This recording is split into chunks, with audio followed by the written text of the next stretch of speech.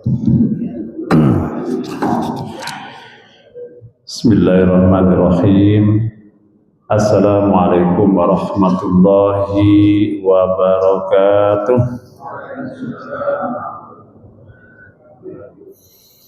Alhamdulillah wassalatu wassalamu ala rasulillah amma ba'du. Allahumma ja'al jam'ana hadha jam'an marhuma wa tafarruqana min ba'dihi tafarruqa maksuma waj'alillahumma lana wa la fina wa la ma'ana syakiyya wa la matruda wa la marhuma. Amin ya rabbal alamin. Kita awali dengan doa menuntut ilmu. Ikuti kami. Bismillahirrahmanirrahim. Rabbi zidni ilman, Allahumma anfa'ni bima 'allamtani wa 'allimni ma yanfa'uni warzuqni ilman yanfa'uni. Amin ya rabbal alamin. Alhamdulillah, kita bersyukur kepada Allah. Allah masih memberikan banyak kebaikan dalam Islam, kebaikan dalam iman, kebaikan dalam keistiqomahan, dan kebaikan pula dalam kesehatan. Kita pergunakan kebaikan-kebaikan ini dengan rasa syukur. Caranya melaksanakan apa yang Allah perintahkan dan menjauhi apa yang Allah larang. Insyaallah. Ini malam hari ini kajian terakhir sebelum Ramadan, dan kayaknya memang subtema yang terakhir di buku ini, halaman yang ke-58. Ya, halaman ke-58 dari buku jilid yang pertama. Mudah-mudahan nanti kalau Allah berikan kesempatan pada pertemuan yang akan datang, kita sudah akan memasuki jilid yang kedua, insya Allah. Para ikhwan sekalian, ada pepatah Arab mengatakan begini: salasun la buddha antastaqirra fi dihnik.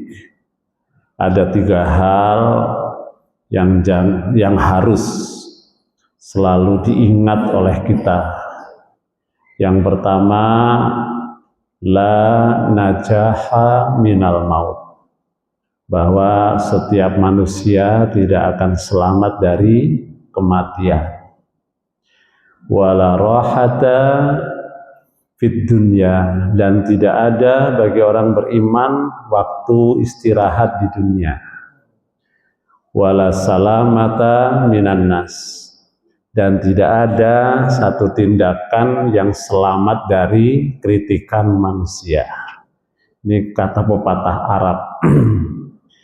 Dan itu mudah-mudahan memotivasi kita untuk terus beramal dan beristiqomah. Hakikna bitaqwa wal istiqomah. Karena dengan kita istiqomah, insya Allah akan menghantarkan kita pada kehidupan yang lebih baik, masa depan yang lebih baik, baik di dunia maupun di akhirat. Karena memang kehidupan kita panjang, kematiannya hanya sebentar, ya kan? Hidup di dunia sebentar, kemudian beberapa menit mati, hidup lagi di alam barzah, kemudian nanti mati lagi, baru kehidupan yang abadi di akhirat. Jadi lebih panjang matinya apa hidupnya? Hidupnya, kok matinya sih? Iya, matinya mah sebentar, mati jam 10 proses dimakamkan, ya kan? Terus ditinggal oleh orang yang mengantarkan jenazah 7 langkah sudah dibangunkan lagi. Hidup dia di alam barzah. Mim marqadina hadza. Nanti datangnya hari kiamat, Orang beriman itu terkejut terbangun dari tidurnya. Ngapain nih? Ada apa? Ternyata hari kiamat, hidup lagi di akhirat. Jadi bagi kita Al-Quran mengajarkan bahwa hidup itu lama dibanding dengan proses kematian. Nah, saya punya ustadz nih di cabang Al-Fatah Maos. Ada 2 ustadz yang memang ditugaskan untuk mengajar bagian rohani di Nusa Kambangan. Nah, cerita tuh kalau ada napi yang mau dieksekusi itu biasanya 2 hari sebelum pelaksanaan itu sudah dikasih tahu bahwa 2 hari lagi nanti akan dieksekusi. Nah, pelaksanaan eksekusi itu biasanya malam hari, ya kan.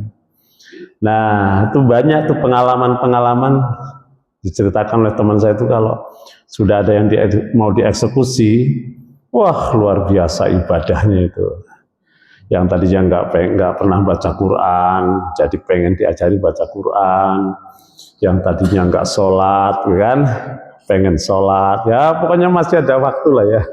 Itu gambarannya mungkin kita begitu. Seandainya kita ini hidup diberitahu kapan matinya, saya yakin pasti kita akan serius, ya kan? Nah, masalahnya yaitu tadi, kita pasti akan mati, yakin betul.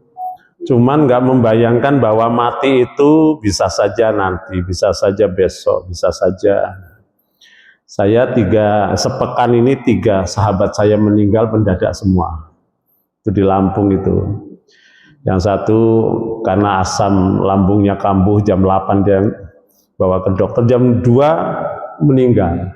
Di rumah setelah dari dokter, kemudian tidur sebentar, meninggal. Anaknya 11 lagi tuh, masih kecil-kecil. Aduh ya Allah, luar biasa. Nah, kemudian 2 hari setelahnya ibu-ibu, suami istri ini mete sawit ya. Dia bantu suaminya kalau ada yang jatuh protol-protol itu kan dikumpul-kumpulin gitu kan. Nah, padahal habis sarapan tuh jam 9 baru dikumpulin takbir dia. Nggak lama langsung dipegang sama suaminya meninggal. Usia rata-rata ya 49, ada yang 51 lah. Nah, satu lagi kemarin baru 2 hari yang lalu. Nah, ini masih silaturahim tempat temennya. Kemudian pagi-pagi itu kok nggak bangun-bangun. Ternyata dibangunkan sudah nggak ada, gitu kan. Ya semuanya sih nggak ada yang sakit berat gitu ya. Cuma satu tadi yang memang punya asam urat dan lambung saja. Nah, makanya tadi haraplah najahan minal maut. Tidak ada yang pasti, tidak ada yang selamat dari kematian, begitu. Cuman ya kita kadang-kadang jiwa kita itu sudah ada cahayanya. Kita selalu mengetahui Allah, diawasi Allah, akan kembali kepada Allah. Cuman kadang-kadang cahaya iman di hati kita itu kalah sinarnya dibanding dengan lampu-lampu dunia, apa itu jabatan, apalagi kendaraan, harta, apalagi mungkin ya kan. Nah, itu kan lampu-lampu dunia yang cahayanya terang. Sehingga ini lilin di hati kita yang sejatinya itulah yang sesungguhnya. Ya kan? Kita selalu diawasi oleh Allah, akan kembali kepada Allah, jiwa kita dalam genggaman Allah. Kalah sinarnya dibanding dengan tadi apa? Dibanding dengan cahaya dunia, ya kan? Apa itu hasrat, apa itu obsesi, apa itu bisnis, apa itu jabatan, apa itu kendaraan, apa itu harta, semuanya ini cahaya semua.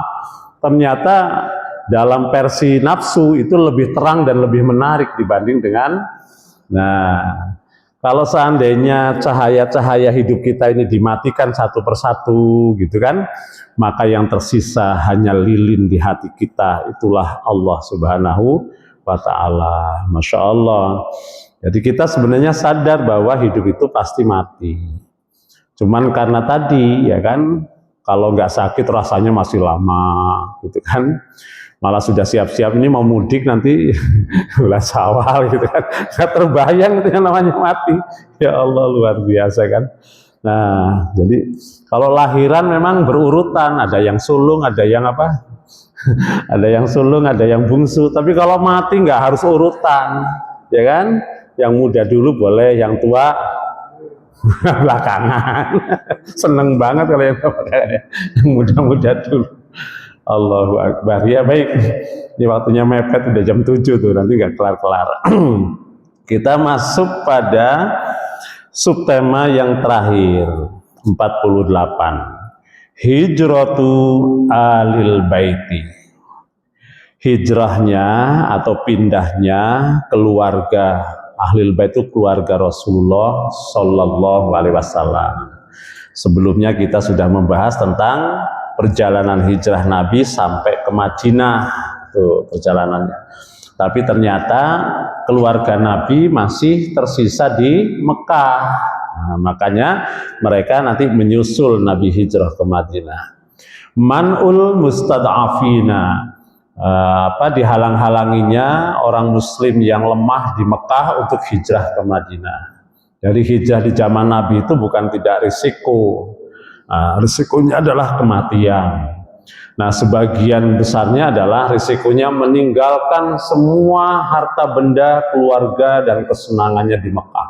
Gak ada yang terbawa. Jadi hijrahnya bersama Rasul memang tangan kosong, gak membawa apa-apa. Nah, perjuangannya berat para sahabat. Ini menarik ya kan? Kok sampai sebegitunya gitu ya? Sampai sebegitunya para sahabat mensyukuri Islam, taat kepada Rasul, sehingga harus mereka tinggalkan tuh kesenangan hidup yang selama ini bersama mereka. Apakah itu tempat pekerjaan, apakah itu penghasilan ekonomi, ataukah rumah yang sudah mereka rintis, sudah bangun, ditinggalkan semua. Demi apa? Demi menyelamatkan akidah dan taat kepada Rasul untuk hijrah ke Madinah. Nah, ini menarik. Apa yang menarik? Nah, kira-kira Masya Allah ya kan? Padahal namanya merubah mindset, merubah keyakinan itu bukan sesuatu yang sederhana itu, Masya Allah. Sampai titik ini memang sahabat Nabi belum banyak dari kota Mekah, masih ratusan orang, padahal sudah 13 tahun. Usia Nabi sudah 53 tahun. Jadi kalau Nabi usianya 63 tahun, masih tersisa hanya 10 tahun saja. Nanti 10 tahun itulah kemajuan dakwah yang signifikan. Dari ratusan orang, nanti haji wada 150.000 yang ikut haji wada. Jadi berapa perkembangannya? Sangat signifikan begitu ya. Nah, pertanyaannya, apa sih sebenarnya rahasia di balik dakwah Nabi? Kan beliau sebagai seorang pemimpin leader. Bagaimana seorang pemimpin leader Nabi itu mempengaruhi orang lain untuk berpindah keyakinan, mempengaruhi orang lain untuk masuk Islam. Ini kan bukan pekerjaan yang sederhana itu. Jadi bagaimana beliau yang ketika dipengaruhi orang kemudian menjadi Muslim bukan karena keterpaksaan. Mereka mau berkorban bukan karena keterpaksaan, karena keikhlasan. Sehingga apapun yang mereka korbankan dalam hidup dan kesenangan yang mereka miliki, tidak mereka sesali setelah mereka masuk Islam. Itu yang mesti digali oleh kita, Masya Allah. Ini luar biasa. Ya kan, namanya leader itu kan mempengaruhi ya, to influence ya, influenza, influence. Bagaimana mempengaruhi? Nah, bagaimana Rasul kok bisa gitu loh mempengaruhi Kan Rasul sendiri sebenarnya tidak punya tidak punya kemampuan, itu di luar kemampuan untuk menjadikan manusia dapat hidayah, ya kan? Pamannya sendiri kan tidak mendapatkan hidayah. Rasul nggak mempunyai kemampuan. Itu pada kelasnya Rasul loh, ya kan? Itu istilahnya di luar kapasitas beliau. Seperti halnya para nabi sebelumnya, Nabi Nuh nggak punya kemampuan untuk mendatangkan hidayah untuk anaknya. Ya kan, kalau berdoa iya, kalau membimbing iya, mengajarkan iya, tapi kemampuan untuk memberikan hidayah kepada anaknya itu di luar kemampuan Nabi Nuh alaihissalam. Nabi Ibrahim juga begitu, nggak punya kemampuan, sehingga bapaknya yang dia datangi, dia nasihati, dia ajak bicara, dialog dengan lemah lembut, ternyata itu juga di luar kemampuan Nabi Ibrahim untuk mendatangkan hidayah, kan, kepada bapaknya. Ya, Nabi Lut juga begitu, ya kan? Ternyata istrinya sendiri di luar kemampuan dia, ya kan? Sehingga ya tadi tidak mampu mendatangkan hidayah, karena memang hadiah hidayah itu adalah kapasitas dari Allah Subhanahu wa Ta'ala. Begitu pula siapa istrinya Fir'aun namanya. Nah, Asia kan tidak mampu. Dia menjadi ahli surga, menjadi mukminah yang solehah. Tapi memang ya tadi bukan kapasitas dia untuk mendatangkan hidayah bagi suaminya, termasuk Rasulullah Shallallahu Alaihi Wasallam. Betapa besarnya beliau berkeinginan pamannya yang menjadi backing dakwahnya itu masuk Islam. Kan ada dialognya kan, ketika mau meninggal itu, ayo paman, ucapkan kalimat syahadat. Inilah yang akan menjamin Anda selamat nanti masuk ke dalam surga. Ternyata di luar kemampuan Nabi itu, Masya Allah.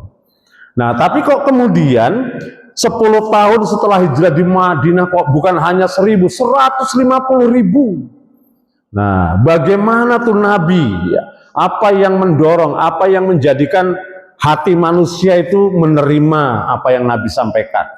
Pikiran mereka tercerahkan. Bahkan setelah menerima dan tercerahkan, mereka mau ikhlas berpindah keyakinan menjadi muslim. Setelah menjadi muslim tidak takut berkorban, coba Masya Allah, ya kan? Yang disiksa iya, yang dikucilkan iya, Masya Allah, yang kehilangan harta iya, bahkan sampai ada yang mati, kok sampai sebegitunya, Masya Allah, kan luar biasa kan? Nah, kita saja kalau suruh berangkat membantu Hamas Palestina perang belum tentu berangkat, alasannya banyak, ya kan? Lawang datang ke masjid aja masih mikir-mikir tuh. Melawan hawa nafsu, ngantuk saja masih mikir-mikir, Masya Allah, kan luar biasa, ya kan? Kalaupun nanti ada donasi-donasi itu pun bukan uang yang utama, bukan yang banyak, hanya sekedar recehan saja yang kita berikan, Masya Allah. Ini pengorbanan yang luar biasa. Nah, kalau kita telusuri lebih dalam, sebenarnya ada rahasianya. Kalau kita baca surat At-Taubah ayat terakhir 128-129. Nabi itu memang punya motivasi bagaimana beliau mempengaruhi orang supaya menjadi baik. Azizun alaihi ma'anitum. Nabi itu punya jiwa yang sangat empati kepada manusia. Jadi beliau bisa merasakan apa yang dirasakan. Kalau orang lain sedih, dia sedih. Orang lain senang, beliau juga senang. Azizun alaihi ma'anitum. Masya Allah, itu Nabi, jadi empatinya luar biasa.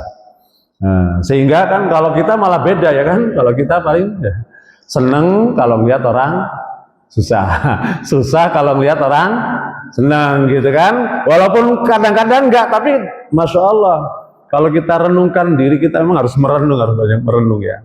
Masya Allah, kenapa kok belum bisa seperti itu? Nah, itu yang pertama. Yang kedua, harisun alaikum, Nabi itu sangat berhasrat agar orang lain itu menjadi baik, agar orang lain itu mendapat hidayah, agar orang lain itu di jalan yang benar gitu. Jadi Nabi itu sangat berhasrat orang lain itu menjadi baik tanpa pamrih sedikit pun. Nah, begitu, Masya Allah. Terus yang ketiga, bil mu'minina raufur rahim, terhadap orang beriman yang sudah masuk Islam, rauf. Nah, rauf itu artinya sama, raufur rahim itu dua sifat, namanya kasih sayang, sama-sama kasih sayang. Kalau rauf itu kasih sayang terhadap orang yang termarginalkan, yang terisolir, tersisihkan. Kalau rahim, nah itu kasih sayang yang normal. Begitu. Ya, taruhlah kalau kita kan kira-kira nih seneng dengan kawan yang sukses apa kawan yang nggak sukses kan mungkin ya kan, seneng dengan berkawan dengan orang yang yang sukses apa yang tidak. Nah, kadang-kadang yang miskin itu termarginalkan. Nah, di sini dikedepankan kalau Rasul tidak, justru yang beliau prioritaskan rauf terhadap orang-orang yang termarginalkan, Masya Allah. Jadi dua, raufur rahim itu, Masya Allah. Kalau kita kira-kira milihnya mana? Ya kan, milih disayang apa milih dikasih? Tentu yang milih dikasih, milih disayang ya. Kalau dikasih kan belum tentu disayang. Kalau disayang insya Allah dikasih. Kalaupun tidak dikasih, itu juga dalam rangka sayang, kan gitu ya. Kita punya anak, sayang kepada anak. Tidak semua yang diminta anak kita penuhi. Kalaupun tidak kita penuhi, bukan berarti kita tidak sayang. Kita tidak memenuhinya karena memang kita sayang kepadanya. Begitu, Masya Allah. Nah, inilah pemahaman yang harus kita tingkatkan kepada diri kita. Kalaulah kita minta kaya, ternyata Allah tidak beri kita kaya harta seumpama, ya kan?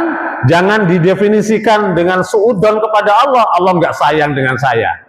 Boleh jadi Allah memberikan kita keterbatasan harta karena memang Allah sayang, begitu kan? Seperti orang tua, begitu. Nah, yang dikasih juga belum tentu tanda sayang, ya kan? Kenapa orang kafir dikasih, ya kan? Melimpah, bahkan kaya raya, ya Allah, luar biasa. Padahal nggak pernah nggak pernah ibadah kepada Allah, ya orang namanya kafir, tapi diberi oleh Allah. Itu belum tentu tanda sayang. Kalau dikasih juga iya. Nah, Masya Allah. Makanya kalau kita minta ya Arhamar Rahimin, kita minta kepada Allah kasih, lalu sayang Allah Subhanahu Wa Taala kepada kita, rahmat Allah kepada kita. Nah, baik. Aslul kunut. Nah, asal muasal adanya kunut. Kemudian hummal Madinah. Kemudian adanya wabah di kota Madinah. Pointer yang pertama, lamma istaqarra. Tatkala Nabi sudah menetap. Siapa?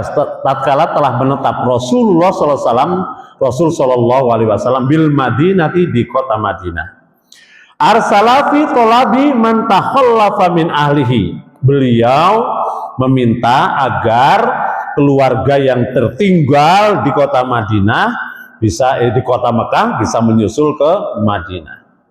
Fa kharaja ma'ahum, maka keluarga beliau keluar dari kota Mekah bersama Abdullah bin Abi Bakar. Dulu kita kenal siapa Abdullah bin Abi Bakar? Dia yang punya tugas khusus sebagai informan ketika proses hijrahnya Rasulullah Sallallahu Alaihi Wasallam. Ini putranya Abu Bakar. Jadi Nabi meminta agar keluarga beliau menyusul bersama dengan Abdullah bin Abu Bakar. Itu pointer pertama. Jadi memang perjalanan Nabi, muslimin yang lain sudah duluan suruh hijrah, keluarganya belum. Kemudian Rasulullah berhijrah bersama Abu Bakar saja berdua. Baru setelah sampai di kota Madinah dengan selamat, keluarganya menyusul, begitu. Pointer kedua, wa qad mana'a musyriku, dan mencegah orang-orang musyrik Mekah, ba'dal mustad'afina, sebagian orang-orang muslim yang lemah, yang dhaif. Karena ada yang masuk Islam itu di kalangan wanita-wanita yang suaminya belum masuk Islam. Jadi dia ada yang nekat berangkat hijrah, ada yang memang nggak berani karena sendirian, gitu kan? Ada yang sudah tua renta mau masuk Islam, keluarganya belum masuk Islam sehingga tidak mampu hijrah. Nah, inilah yang tertinggal. Itu dirangkan nanti dalam surat Al-Anfal, Masya Allah. Minas safari, mereka lemah atau tidak mampu untuk berjalan hijrah ke kota Madinah. Wa'addabuhum azaban alima. Nah, mereka mendapatkan perlakuan yang tidak baik di kota Mekah. Nah, ini perjuangan ya. Jadi kalau yang bisa hijrah bersama Rasul ke Madinah, istilahnya aman, walaupun mereka meninggalkan semua yang mereka miliki. Tapi yang tersisa di sana, waduh, itu nggak pernah luput tuh dari godaan, dari ujian. Tadi kan disebutkan tadi yang pepatah Arab, la salamata minan nas. Gak ada yang manusia itu selamat dari persepsi, dari gangguan omongan manusia itu gak selamat. Pepatah Arab kan sering dicontohkan tuh kan, namanya orang berbuat baik aja ada kritiknya. Jangankan berbuat buruk, berbuat baik saja ada yang kritik gitu kan. Ada yang komentar negatif. Itu kerjanya ke masjid, orang sekarang nggak punya kerjaan apa-apa ya ke masjid, ngomentari ada saja, ya kan? Yang rajin ke masjid diomong, yang rajin ngaji diomong, kan gitu kan? Ya namanya manusia nggak pernah lepas dari kritikan. Maka ini dulu di pesantren juga ini menjadi cerita yang sering muncul itu tentang kisah anak bapak naik keledai itu kan, Nah, mungkin udah sering denger itu kan. Kayak namanya gambaran komentar ya begitu. Nah, jadi mereka yang tertinggal di kota Mekah itu tidak hijrah itu, wah itu menjadi bulan-bulanan lah gitu ya. Selalu dibicarakan, selalu diintimidasi lah secara verbal. Kalau sekarang bahasanya apa? Bullying, nah gitu kan, mungkin dibullying terus gitu kan. Nah, diomong gitu kan. Masya Allah. Tapi ada juga yang sampai pada tingkat secara fisik. Nah, jadi ini memang perjuangan hijrah. Poin ketiga, fakana Rasulullah Shallallahu Alaihi Wasallam yad'ulahum, dan adalah Rasulullah Shallallahu Alaihi Wasallam mendoakan mereka, jadi mendoakan orang-orang yang tertindas di kota Mekah yang nggak bisa berhijrah. Fi witril isya, kapan beliau mendoakan mereka? Pada waktu sholat witir setelah isya. Nah, kan memang ada sunnahnya kan. Kalau kira-kira besok pagi nggak terbangun untuk sholat malam, nah boleh kita sebelum tidur melakukan sholat witir. Nah Rasul doa witir ketika witir itu kunut. Wa sholati subhi, juga melakukan doa untuk mereka pada waktu sholat subuh. Bentuknya apa? Ba'da ruku, setelah dilakukan setelah ruku, wa qablahu, dan sebelumnya. Ini ada dua versi. Ada yang pelaksanaan kunut itu sebelum sujud, setelah membaca ayat. Begitu setelah membaca ayat, baca kunut baru qablahu ya, sebelum ruku, wa ba'dahu, dan sesudah ruku. Nah, ada yang ruku dulu sebelum sujud baru baca kunut. Nah, ini sudah menjadi ranah fikih, debatable. Dua-duanya bisa dilaksanakan. Nanti jangan kaget kalau semuanya sekali-kalinya ada imam di sini kunut subuh bacanya bukan setelah ruku tapi sebelum ruku. Nah kan, nah kalau yang ngaji insya Allah nggak kaget. Kalau yang nggak ngaji pasti, gitu kan. Ini masalahnya yang nggak ngaji kan ilmu, semuanya pakai ilmu begitu ya. Masya Allah. Ya kayak cerita itu, orang sholat udah masbuk ketinggalan. Nah dia mau berimam sama yang masbuk kan. Begitu diotek suruh mundur sekut gitu kan, karena nggak ngaji. kan ada orang yang punya imam, makmumnya satu, kan posisinya kalau makmumnya satu kan di samping kanan. Begitu datang lagi temennya gitu kan, nah supaya ini mundur kan diotek gitu kan, diotek sekut, karena nggak ngaji gitu. Nah, gitu kan. Yang jadi masalah itu memang karena nggak dapat ilmunya, jadi banyak masalah. Jadi kalau kita belajar ngajinya terus gitu, insya Allah perbedaan-perbedaan kecil itu ya, insya Allah kita jadi tahu ya kan. Kalau soalnya kita ini sholat yang nggak nyunah, seumpamanya ada yang ngomong begitu, hanya karena satu gerakan saja ngomong kita nggak nyunah, kan semuanya sunnah. Takbiratul ihram, takbirnya begini itu kan sunnah Rasul. Apakah setinggi ini, apakah setinggi apa nih? Enggak sunnah, kan itu sunnah. Jangan hanya gara-gara tadi baca bismillah jahar sama enggak gitu kan, kita enggak baca bismillah jahar, kita baca bismillah jahar, enggak nyunah. Padahal semua rangkaian ibadah sholat itu kan hampir semua sunnah begitu. Meletakkan tangan memang ada, nah kan, maka ala sodri, jadi ada yang prakteknya begini, ada yang begini gitu kan, macam-macam kan, Masya Allah. Kemudian ruku, nah ruku saja kan macam-macam. Kalau yang jelas hadisnya itu kan yang tangannya mencengkram kemana nih? Ke dengkul terbuka. Tapi ada yang ke ini, ada yang ke lutut betis gitu kan, ada yang di atas begini dongak dikit. Nah sampai begitu, nah itu kan sunnah, ya kan? Masya Allah. Jadi memang harus punya ilmunya. Nah di sini disebutkan nih oleh musonib Nurul Yakin bahwa ruku itu bisa dikerjakan sebelum ruku dan sesudah ruku. Nah kenapa Nabi mendoakan mereka? Wahada aslul kunut, inilah sebenarnya asal pertama kali pelaksanaan kunut di zaman Nabi Muhammad Sallallahu Alaihi Wasallam. Nanti dipertegas lagi pada tahun ketiga, ketika Nabi diminta oleh penduduk Najran untuk mengirimkan para ahli Quran supaya mengajarkan. Di tengah jalan 70 guru itu dibunuh semua, ya kan? Nah, betapa sedihnya Nabi dalam kondisi Islam baru berkembang, regenerasi baru mulai muncul, saking senangnya karena tawaran supaya ngajarkan Quran, dikirim 70, ternyata dibunuh. Disitulah kemudian Nabi kunut. Kunutnya nggak tanggung-tanggung, bukan hanya witir dan subuh, tapi kunut najilah.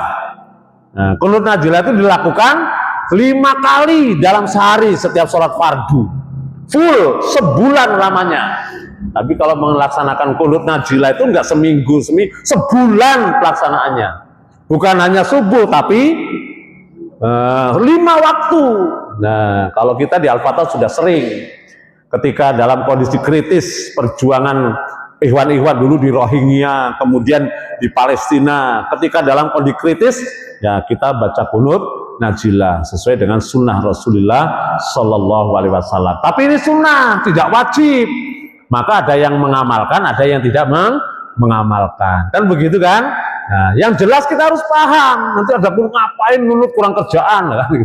Ya, ada kunut maghrib, kunut isya, kunut. Nah, kalau sudah tahu ilmunya, nggak ada yang kaget. Memang yang bikin masalah itu yang nggak ngaji gitu ya, jadi kaget.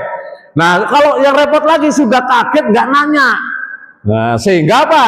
Sehingga kusak-kusuk di belakang, ada ajaran baru, kan? Ada ajaran baru. Seperti kita nih melaksanakan di pesantren dan di tempat-tempat pengajian kita bina itu ya, kalau subuh Jumat itu membiasakan sujud ayat sajadah, rakaat kedua itu surat Al-Insan. Tapi kepanjangan karena sajadah sendiri 3 halaman, kemudian rakaat kedua Al-Insan itu hampir 2 halaman kepanjangan, sehingga kadang-kadang baca. Nah, ketika praktek, ya kan, di Cibubur nih, di sini nih, di Cibubur kita praktekkan. Kan di tengah-tengah kan ada ayat sajadah, ya kan? Kita sujud tilawah. Nah, karena nggak mau tanya isunya apa, itu aliran baru. Sholat subuhnya 3 rakaat. Padahal kan sujud tilawah.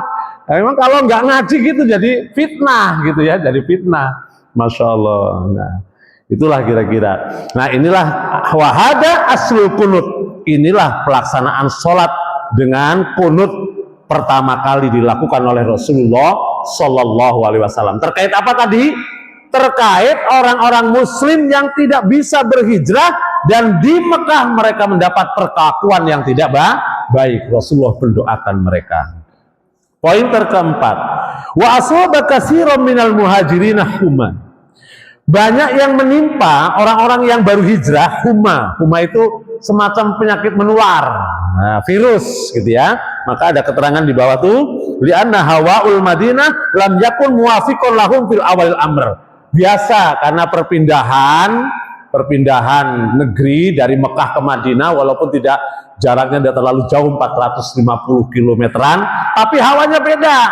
Hawa di kota Mekah dengan hawa di Madinah. Nah, bagi orang-orang yang hijrah ternyata perubahan iklim itu membawa penyakit sehingga semacam virus. Nah, jadi orang-orang yang hijrah ke Madinah itu ya, dalam rangka adaptasi lingkungan, mereka banyak yang sakit demam, huma itu namanya, ya kan? Fada'ar Rasul Shallallahu Alaihi Wasallam rabbahu binakliha. Maka kemudian Rasulullah mendatangi satu persatu mereka sahabat yang sakit itu dengan berdoa agar Allah hilangkan, Allah cabut virus itu. Fastajaballahu doa, Allah kabulkan doanya. Nah, ini kalimat terakhir dari kajian buku ini. Nah, sampai pada titik ini kita bisa memahami 13 dinamika perjalanan dakwah, 13 tahun dinamika perjalanan dakwah Nabi Muhammad Sallallahu Alaihi Wasallam di kota Mekah, sampai kemudian berakhir dengan hijrahnya Nabi Muhammad Sallallahu Alaihi Wasallam. Nanti Nabi kembali lagi ke Mekah, tapi dengan kemenangan setelah 8 tahun, itu yang namanya Fathul Mekah nanti.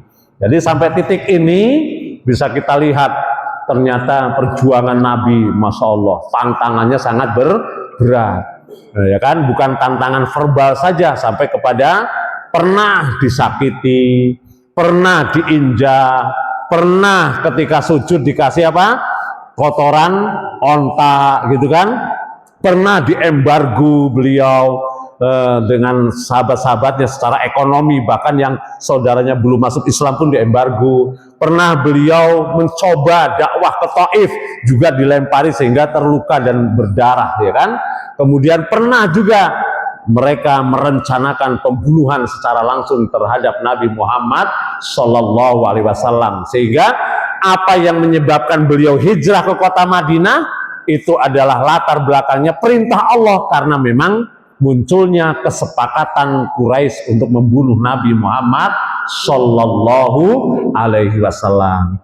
Nah, setelah di Madinah nggak terbayang nanti seperti apa, nggak terbayang. Nah, kira-kira apa yang menjadi problematika Nabi di sana?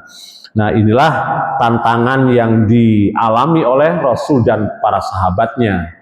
Padahal mereka hidup bersama manusia yang terbaik, manusia yang mulia. Nah, kalau kita kan tantangannya tidak sampai ke sana, ya kan? Tapi walaupun begitu, tidak berarti tantangan kita ringan. Tantangan kita sebenarnya banyak sekali kemaksiatan-kemaksiatan, ya kan? Yang terjadi. Maka kata Rasulullah, beliau menyampaikan hadis qudsi dari Allah, inni ahammu, aku sangat ingin, kata Allah, bi'adabi ibadi, untuk menurunkan azab kepada hambaku karena kemaksiatan-kemaksiatan yang mereka lakukan.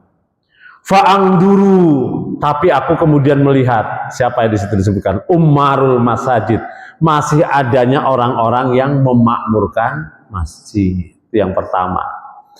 Yang kedua, wajulusul Quran, masih adanya orang-orang yang duduk untuk mengkaji Al-Quran. Yang ketiga, wildanul muslim, masih adanya anak-anak muslim yang menyebut Allah. Mereka diajari tentang tauhid, diajar dengan asma Allah. Fayaskun, maka menjadi reda marah Allah itu, ghadabi.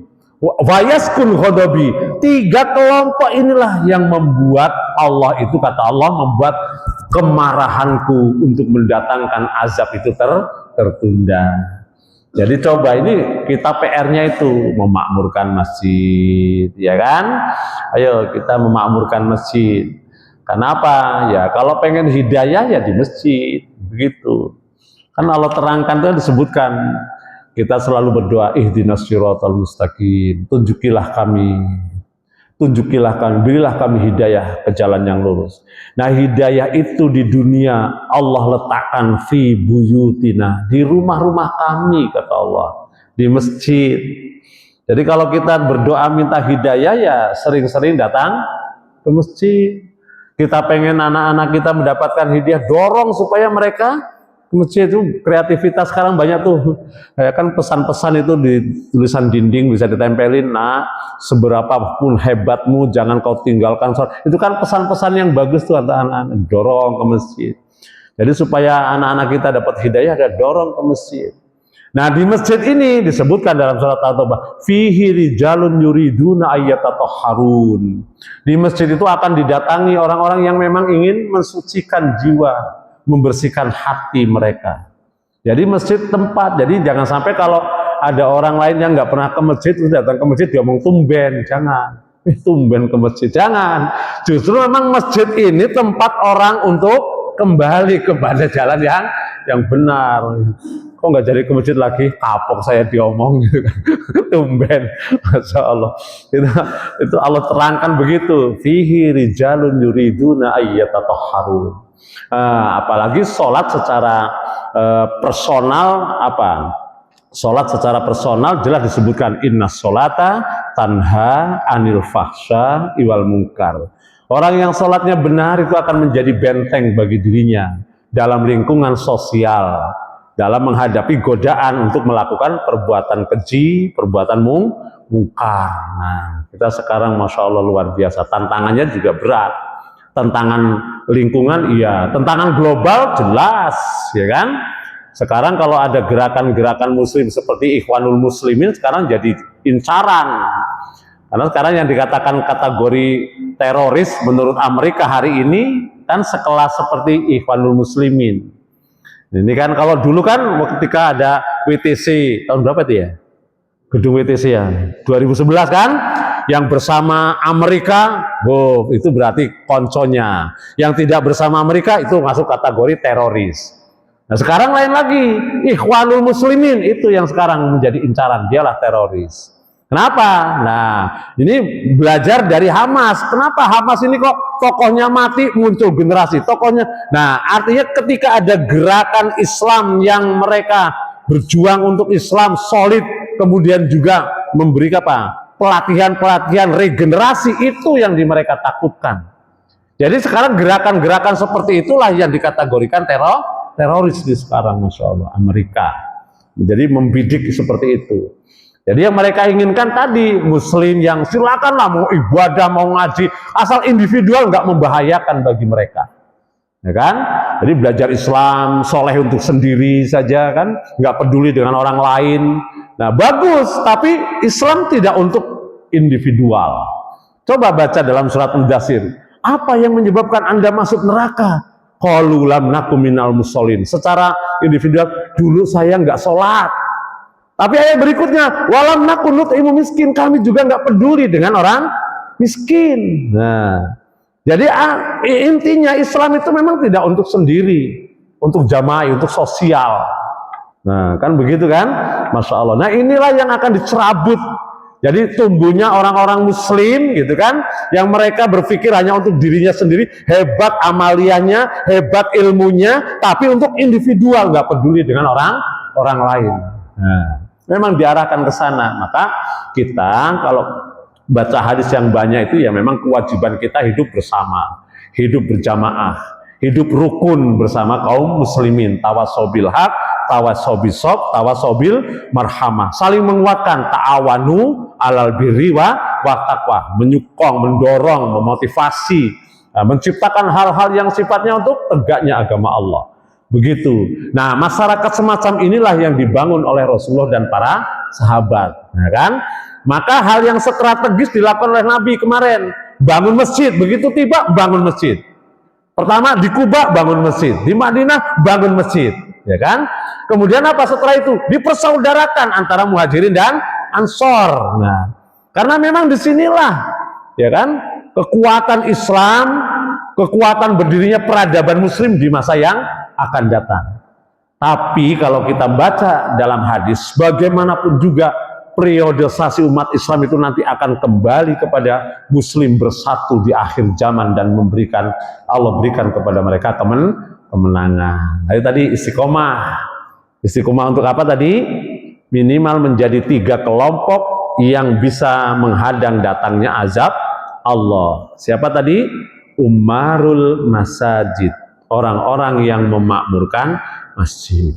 Yang kedua, julusul Quran, orang-orang yang membaca Al-Quran, majelis-majelis ilmu. Tapi bukan maksudnya hanya membaca Al-Quran, ya, tapi membaca, memahami, kemudian mengamalkan. Begitu. Jadi dengan kita membaca Al-Quran, sejatinya kita sedang berproses menempatkan diri kita pada posisi yang memang Allah kehendaki. Jadi sedikit demi sedikit, ya kan, membaca Quran, memahami, praktekkan, amalkan. Banyak loh sekarang orang yang kaya, melimpah hartanya, tapi lelah jiwanya. Kenapa?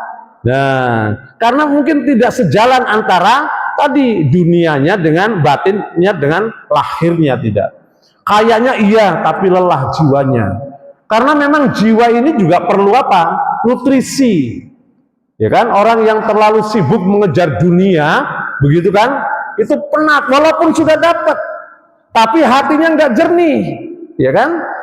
Kenapa? Karena dia sudah lelah dengan apa? Oh, sudah punya 5 ya pengen 6, sudah 1 periode ya pengen 2 periode. Itu namanya dunia, nggak pernah selesai. Maka ada buku motivasi bagus ya, untuk apa judulnya? Start with why, ya kan?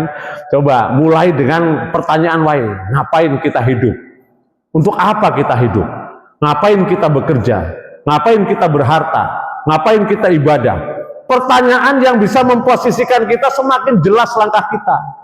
Coba ngapain untuk ibadah? Itu yang mungkin dipertanyakan tajam, dijawab dengan ilmu yang dialami oleh sahabat, sehingga mereka kelihatannya tuh, wah, dikatakan oleh orang musyrik, gila ini, apa? Gila nih namanya pengikut Muhammad nih, udah kayak diguna-guna. Jadi nggak peduli lagi, disiksa nggak peduli, ya kan, berkorban nggak peduli, bahkan suruh meninggalkan kesenangan mereka mau. Gila, nah ini kan tanggapan orang lain gila. Padahal tadi dia tercerahkan, ya kan? Gimana nggak tercerahkan para ikhwan itu orang-orang Arab? Dulu mereka hidup tanpa parameter. Begitu datang Islam ketahuan mana yang baik jelas, mana yang buruk juga jelas, mana yang halal jelas, mana yang haram jelas, mana wanita yang boleh dinikahi jelas, mana yang tidak boleh dinikahi jelas, pakaian yang harus dipakai nutupi mana jelas. Itulah setelah kita menjadi muslim. Lah kalau hidup jahiliyah itu bukan hidup nggak punya ilmu, nggak punya otak, bukan. Ilmu hidup yang tidak punya parameter untuk mengukur kebaikan dan kebenaran. Masya Allah. Nah, jadi sahabat dulu coba bayangkan orang Arab itu setelah masih tawaf telanjang, ya kan? Setelah tawaf bukannya sholat di belakang di belakang makam Ibrahim atau di belakang di tempat yang multajam, malah nyembah patung. Jadi mereka beragama nggak punya parameter, ya kan? Subhanallah. Dalam hidup juga begitu, punya anak perempuan menyusahkan, pendem saja hidup karena nggak punya aturan. Kemudian begitu bapaknya meninggal, kalau ibunya masih cantik, rebutan itu saudara bapaknya, bisa diwariskan karena memang nggak punya parameter. Mana yang halal nggak jelas, mana yang jual beli nggak jelas, mana yang riba nggak jelas, mana yang waris nggak jelas, mana yang hibah nggak jelas. Nah, kita bersyukur kepada Allah hidup dengan aturan yang begitu jelas, parameternya jelas, masya Allah, ya kan? Masih kurang jelas lagi apa? Nah, itulah yang dirasakan oleh sahabat Nabi. Kenapa mereka bersyukur, mensupport betul dakwah, bersyukur dengan adanya Nabi, karena semua transparan jelas. Nah, coba Pak, saya tanya, istri kita seumpama ya kan, yang boleh ditutup mana auratnya? Yang boleh nggak ditutup hanya muka dan tangan. Taunya dari mana? Karena ini syariat ini, masya Allah. Jadi jelas sekali. Makanya sudah begitu jelas Al-Quran, amal ibadah dibalas dengan pahala, kejahatan dibalas dengan sesuai dengan amal jahatnya, begitu jelas. Why? Ngapain nih kita hidup? Why? Apa yang kita isi nih menjelang kematian ini, apa nih yang kita akan lakukan? Kan gitu kan, why? Supaya apa? Hidup kita terarah jelas. Nah, bagaimana mendapatkan jawaban-jawaban itu? Ayo kita baca Quran. Nah, disitulah proses membawa diri kita pada posisi seorang hamba yang jelas dan benar dalam perjalanan hidupnya. Bisa dipahami ya kira-kira ya Pak Iwan ya? Alhamdulillah sudah waktu masuk Isya. Mudah-mudahan ada manfaatnya. Lebih kurang mohon maaf. Karena ini pertemuan terakhir, saya secara pribadi mungkin banyak kesalahan yang tidak kami sengaja, ucapan yang terlanjur terucap, menyakiti hati, menyinggung, ya kami mohon dibukakan pintu maaf yang seluas-luasnya. Begitu juga para ikhwan, ya insya Allah saya maafkan, kita saling maafkan menjelang datangnya bulan suci Ramadan. Allahu minkum, subhanaka Allahumma wa bihamdika, asyhadu an la ilaha illa anta, astaghfiruka wa atubu ilaik. Assalamualaikum warahmatullahi wabarakatuh.